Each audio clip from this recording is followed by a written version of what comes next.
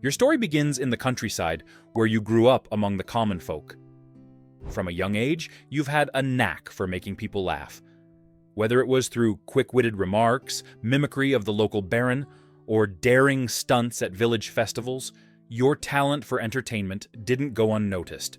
One day, during a harvest festival, your performance caught the eye of a traveling noble who decided to bring you to court as a source of amusement.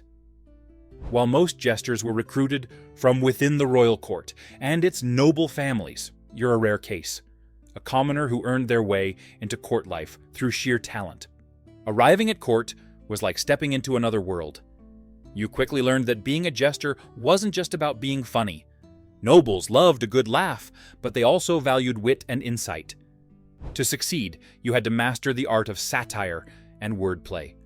You started small, performing for the household staff and lesser nobles, gradually earning your place in the king's inner circle. Your tools of the trade were a lute or other instrument you are proficient with, a quick wit, and an outfit designed to make you stand out. Contrary to popular belief, the cap and bells, hat, and jester's motley, the iconic checkered outfit, weren't the universal uniform of jesters in your era. It was more of a Renaissance thing. Your attire is more subdued but still playful, featuring colorful fabrics and maybe a simple cap or hood to mark your role and capture some attention. One of your signature accessories is a morat, a small staff topped with a carved head, often a miniature version of yourself.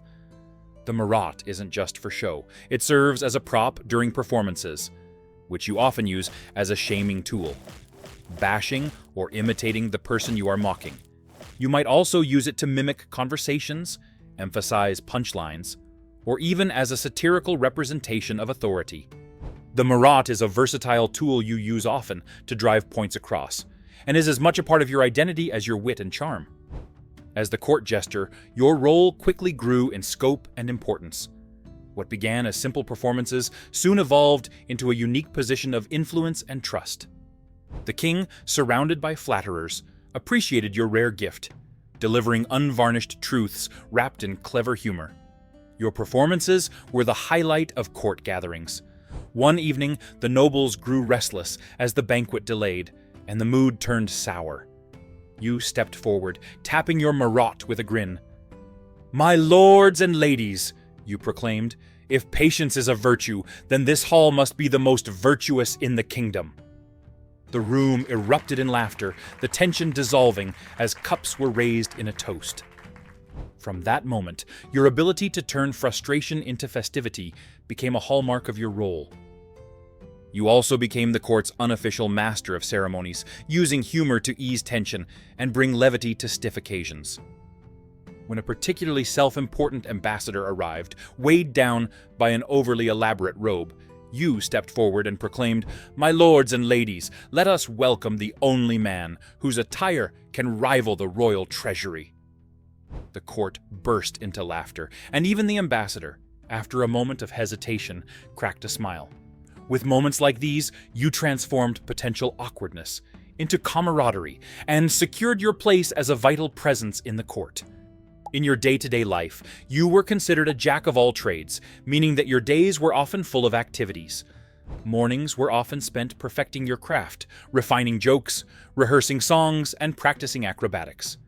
Midday offered opportunities to observe court life, gather gossip, and craft material for your next performance. While evenings were your time to shine, bringing levity and wit to grand feasts or intimate gatherings. Outside of these regular duties, when your talents were not immediately needed, you were expected to assist with more mundane tasks within your lord's household. One day, you might attend council meetings. The next, you could be folding bedsheets. Beyond entertainment, your role carried unexpected responsibilities. You often served as the eyes and ears of your lord, reporting on court activities. This unique perspective led to you becoming an informal chronicler of courtly life, capturing moments that might otherwise be forgotten. Some jesters were well-educated and multilingual, capable of engaging with foreign dignitaries during tense negotiations. Although being a commoner limited your opportunities for education, it did not stop you from trying. Jesters like you also acted as bridges between nobles and commoners, occasionally performing for townsfolk during festivals or public events. These appearances strengthened your connection to broader society, reinforcing your role as a voice that transcended class boundaries. Your ability to charm both the court and the streets solidified your place as an indispensable figure of the realm.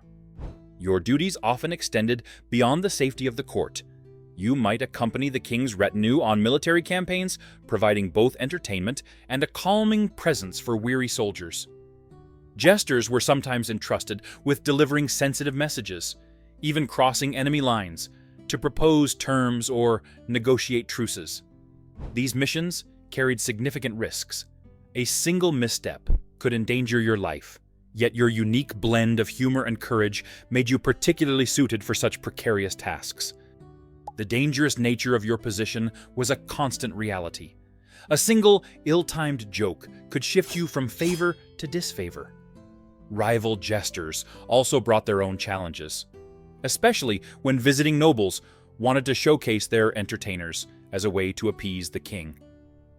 On one occasion, you found yourself in a joke duel to defend your reputation, emerging victorious with a quip that left the hall roaring with laughter. While these moments secured your place, they also underscored the delicate balance you had to maintain every day.